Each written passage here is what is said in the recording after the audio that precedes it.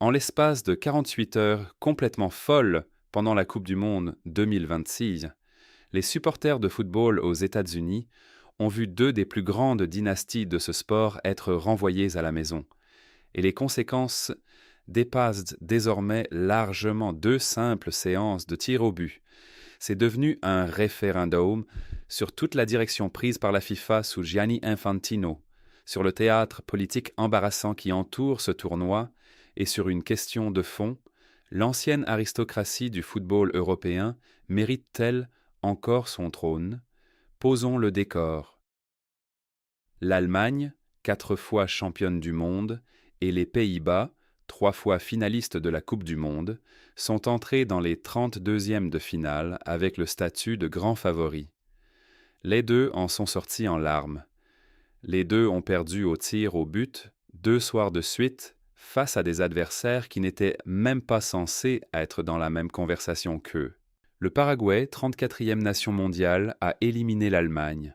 Le Maroc, fierté de l'Afrique, a éliminé les Pays-Bas. Et quelque part au siège de la FIFA, selon des sources internes, l'ambiance tenait moins de la célébration que d'une panique silencieuse, car ce tournoi avait été construit, littéralement, sur l'idée que les nations les plus prestigieuses rempliraient les stades jusqu'au cœur du mois de juillet. Commençons par Allemagne-Paraguay, disputé au Gillette Stadium, près de Boston, dans le Massachusetts. Sur le papier, ce match n'aurait jamais dû être serré. L'effectif allemand était rempli de stars venues d'Arsenal, de Liverpool, du Bayern Munich et de Newcastle. Le Paraguay, lui, avait été battu 2-0 par les États-Unis à peine 2 semaines plus tôt. En dehors du vestiaire paraguayen, personne ne lui accordait vraiment la moindre chance. Puis le coup d'envoi a été donné, et le Paraguay avait quelque chose que presque personne n'attendait. Il s'est replié dans un bloc défensif compact et discipliné, a refusé de laisser à l'Allemagne le moindre espace entre les lignes, et a simplement attendu. L'Allemagne a eu le ballon pendant ce qui a semblé être une éternité, contrôlant environ 78% de la possession rien qu'en première période. Mais voici le chiffre qui devrait terrifier le football allemand: 0. 0 tir cadré pendant toute cette première mi-temps, toute cette possession et rien à montrer. Le Paraguay a ouvert le score avant la pause grâce à une tête de Julio Enciso.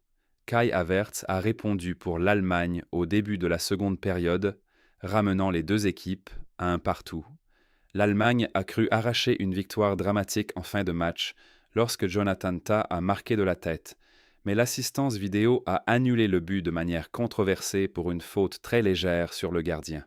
Même Jürgen Klopp, qui suivait le match depuis le bord du terrain comme consultant, s'est ensuite emporté en affirmant que le même duel est laissé jouer quasiment chaque week-end en Premier League. La prolongation n'a rien réglé et le match est allé au tir au but, où l'aura d'invincibilité de l'Allemagne à 11 mètres s'est tout simplement évaporée. Cette nation avait transformé 15 tirs au but de suite en Coupe du Monde et n'en avait plus manqué un seul depuis 1982. Cette série s'est achevée de la manière la plus cruelle possible. 2 échecs allemands ont ouvert la porte, et le Paraguayen José Canal a calmement inscrit le tir décisif, tandis que le gardien Orlando Gil réalisait 2 arrêts immenses. Score final de la séance, 4-3 pour le Paraguay. L'équipe qui avait perdu 2-0 contre les Américains 15 jours plus tôt venait d'éliminer de la Coupe du Monde une quadruple championne du monde. Presque au même moment, de l'autre côté de la frontière, à Monterrey, au Mexique, les Pays-Bas subissaient leur propre humiliation historique face au Maroc. Cette affiche était présentée comme le duel le mieux classé de toute la phase à élimination directe, avec le Maroc 6e mondial et les Néerlandais 7e. Et en matière de suspense, elle n'a pas déçu. Le Maroc a dominé de longues séquences du match, mais ce sont les Pays-Bas qui ont frappé les premiers, Cody Gakpo marquant à la 72e minute un but qui ressemblait au but de la victoire. Ce but portait aussi une charge émotionnelle particulière, puisqu'il arrivait quelques semaines seulement après une tragédie familiale, donnant à l'instant des allures de scène de cinéma. Mais les Néerlandais ont commis l'erreur fatale, contre laquelle tous les entraîneurs mettent en garde. Ils se sont installés sur leur avance et ont invité la pression d'une équipe qui n'avait plus rien à perdre. Le Maroc a continué à pousser, à chercher des espaces, et dans la toute première minute du temps additionnel, le défenseur de Fulham Issa Diop s'est élevé au-dessus de tout le monde pour placer une tête qui a sonné comme un coup de massue, un partout, et la dynamique avait totalement basculé. La prolongation est passée sans vainqueur, même si le Maroc a semblé plus fort pendant de longues périodes, allant jusqu'à contrôler 82% de la possession à un moment du match. Le gardien néerlandais Bart Verbruggen a enchaîné les arrêts héroïques simplement pour pousser la rencontre jusqu'au tir au but. Ce qui a suivi a été un chaos pur. Même la plus grande star marocaine, Achraf Hakimi du Paris Saint-Germain, a manqué sa tentative. Le remplaçant néerlandais Justin Kluivert a également échoué. Mais c'est le gardien Yacine Bounou qui a transformé le danger en héroïsme, en arrêtant un tir au but crucial de Crysencio Somerville avant qu'Ismaël Saibari ne s'avance et ne marque froidement le tir de la qualification. Le Maroc s'est imposé 3-2 au tir au but, a arraché son maillot dans la célébration et s'est offert un énorme rendez-vous en huitième de finale contre le Canada, pays co-organisateur, à Houston le 4 juillet. Une phrase prononcée par le sélectionneur marocain après le coup de sifflet final a depuis été reprise sur toutes les chaînes sportives. Personne n'est imbattable. Ce n'est pas l'état d'esprit d'un petit outsider qui aurait eu de la chance. C'est l'état d'esprit d'un véritable prétendant et le Maroc a le parcours pour l'assumer après avoir déjà atteint les demi-finales de la Coupe du Monde en 2022, devenant la première nation africaine de l'histoire à le faire. Si l'on prend du recul par rapport à ces deux matchs, un schéma plus vaste commence à apparaître. L'Uruguay est sorti dès la phase de groupe.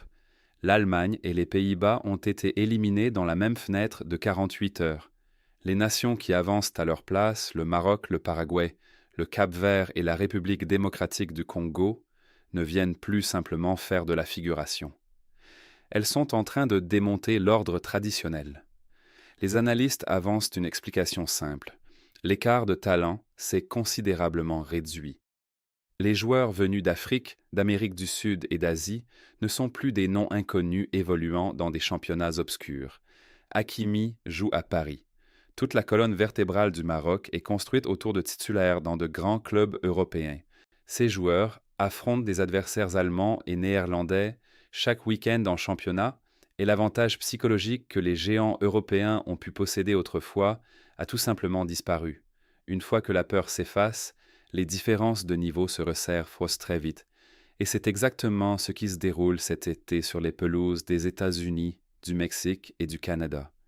Et c'est ici que l'histoire cesse d'être seulement footballistique et entre en collision frontale avec l'argent, le pouvoir et la politique. La FIFA a élargi cette Coupe du Monde à 48 équipes, précisément pour générer plus de matchs, plus de créneaux de diffusion et plus de revenus. Le pari implicite derrière cette expansion a toujours été que les nations célèbres et rentables, l'Allemagne, les Pays-Bas, le Brésil, iraient loin dans le tournoi, gardant les téléspectateurs américains rivés à leurs écrans jusqu'au quart de finale et au-delà. Les petites fédérations devaient être l'entrée, pas le plat principal.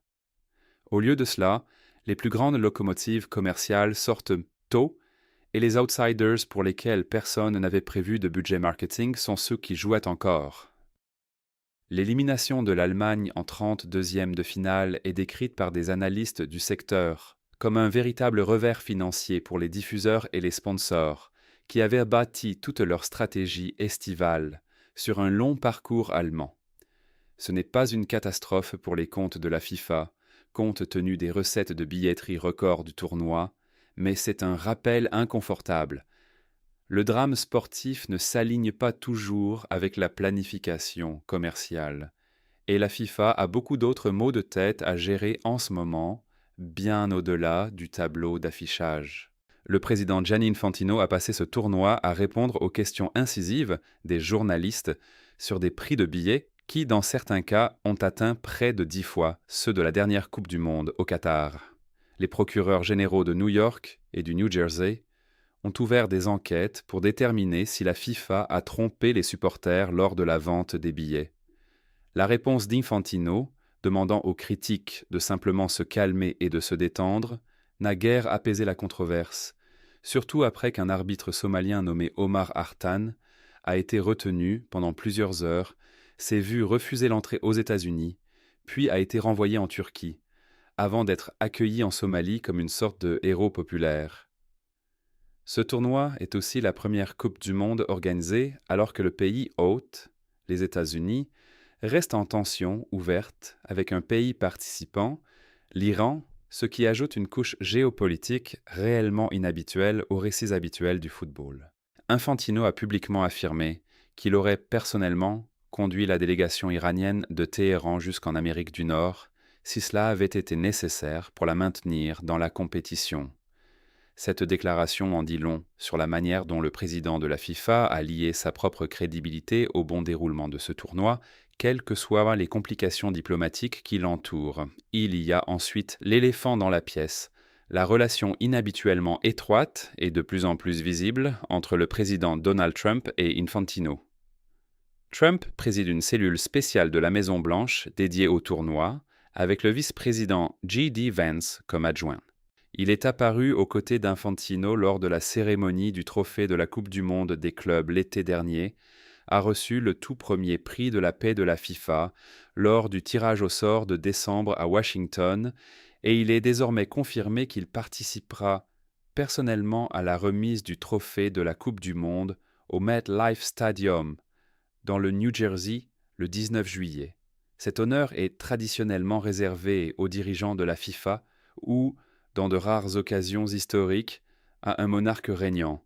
Des commentateurs ont déjà souligné à quel point ce moment pourrait devenir gênant, puisque le président s'est opposé publiquement et à plusieurs reprises à plusieurs nations encore en lice dans ce tournoi et a évoqué l'idée de déplacer des matchs loin de villes qu'il a critiquées comme étant dirigées, selon ses mots, par des maires de la gauche radicale. Malgré sa présidence de cette cellule et la confirmation de son rôle lors de la finale, Trump n'avait, selon les informations les plus récentes, toujours pas assisté en personne à un seul match, alors même que le tournoi traversait les villes hautes américaines, de Los Angeles à Philadelphie. Des sources de la Maison-Blanche ont laissé entendre qu'il pourrait encore faire une apparition surprise avant la finale, mais rien n'a été annoncé publiquement. Pourtant, aucun de ces bruits politiques ne change ce qui se passe entre les lignes blanches, et pour les supporters qui aiment simplement ce sport, ce qui se déroule en ce moment pourrait être la plus belle histoire de tout l'été. Cette Coupe du Monde livre un chaos pur, non calculé, le genre de chaos que les tableurs de la FIFA n'avaient jamais prévu et, franchement, n'auraient jamais pu prévoir. Voir le Paraguay et le Maroc tenir tête à la noblesse du football sans cligner des yeux, c'est précisément le type de moment qui rappelle aux supporters occasionnels pourquoi ce tournoi capte l'attention du monde tous les 4 ans, et la chute des géants est loin d'être terminée.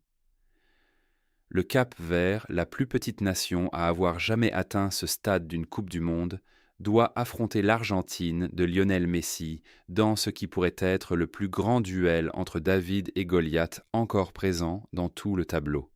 La République démocratique du Congo, qui s'est battue avec acharnement tout au long d'un parcours de qualification brutal, affrontera l'Angleterre.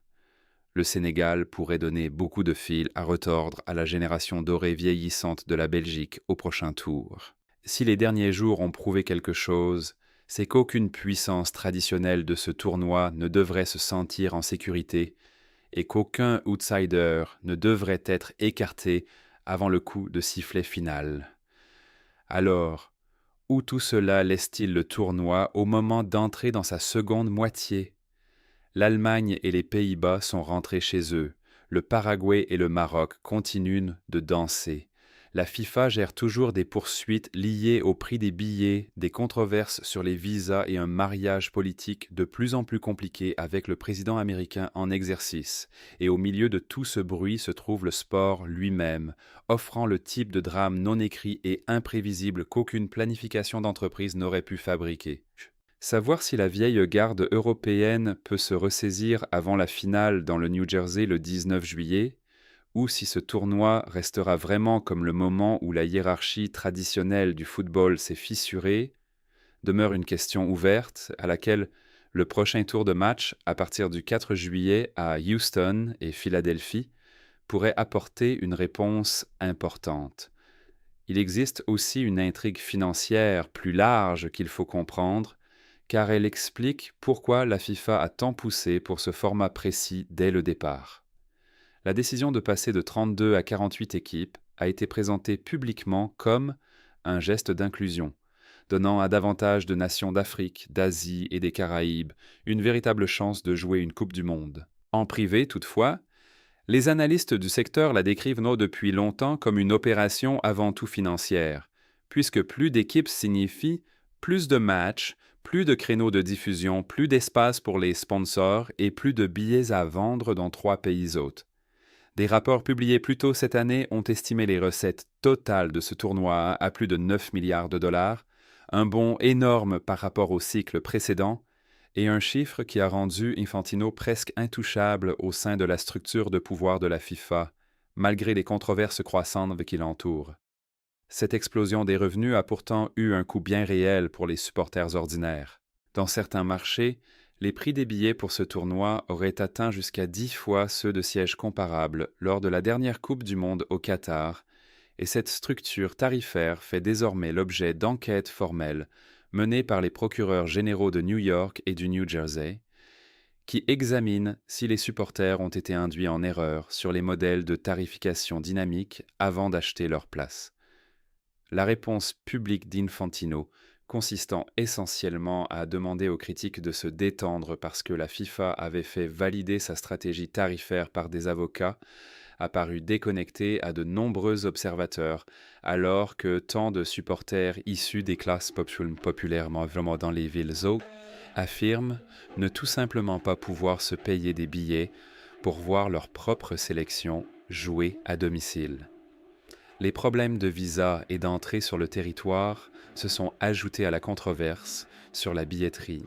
Au-delà de la détention très médiatisée de l'arbitre Omar Hartan, plusieurs joueurs, membres de staff et supporters voyageurs de différentes nations ont décrit des délais anormalement longs et des contrôles supplémentaires à leur arrivée aux États-Unis pour les matchs, un point de friction qui n'existait pas au même degré lors de la dernière Coupe du Monde organisée sur le sol américain en 1994. L'administration Trump a défendu ces contrôles comme un protocole de sécurité standard pour un tournoi censé attirer plus de 6 millions de visiteurs internationaux au cours de l'été, mais les critiques estiment qu'ils ont touché de manière disproportionnée les supporters et officiels de pays avec lesquels l'administration actuelle entretient des relations diplomatiques tendues. La situation iranienne reste le fil le plus délicat de tout ce tournoi. L'Iran s'est qualifié et participe alors même que les États-Unis et l'Iran demeurent dans une hostilité ouverte, marquant la première fois dans l'histoire de la Coupe du Monde que le pays hôte se trouve en conflit actif avec une nation participante pendant l'événement lui-même. Infantino a présenté à plusieurs reprises la participation continue de l'Iran comme une preuve de l'indépendance de la FIFA face aux pressions politiques, allant jusqu'à dire qu'il se serait personnellement rendu à Téhéran pour escorter la délégation iranienne vers l'Amérique du Nord si les canaux diplomatiques s'étaient totalement effondrés. Que cette affirmation reflète une véritable manœuvre diplomatique en coulisses, ou simplement une mise en scène rassurante destinée aux critiques, seuls Infantino et un petit cercle de responsables de la FIFA le savent probablement avec certitude. Pour l'instant, cela reste une déclaration non vérifiée plutôt qu'un fait confirmé. La relation de Trump avec le tournoi est devenue une histoire à part entière. Il a signé au printemps de l'an dernier le décret créant la cellule Coupe du Monde de la Maison-Blanche, se plaçant lui-même à sa tête avec le vice-président J.D. Vance comme adjoint, une structure qui a donné à l'administration une supervision directe de la planification sécuritaire, du traitement des visas et de la coordination entre les 3 pays hôtes. À la même période, l'administration a mené de vastes licenciements dans les agences fédérales, y compris parmi le personnel chargé de traiter les millions de demandes de visas attendues de la part des supporters internationaux, une décision qui, selon les critiques, a précisément créé les goulets d'étranglement aujourd'hui signalés au point d'entrée. Trump a aussi régulièrement évoqué l'idée de déplacer certains matchs hors de ville qu'il accuse d'être dirigés par des maires de la gauche radicale, déclarant un jour aux journalistes qu'Infantino accepterait volontiers une telle demande s'il soulevait des inquiétudes de sécurité concernant une ville hôte particulière.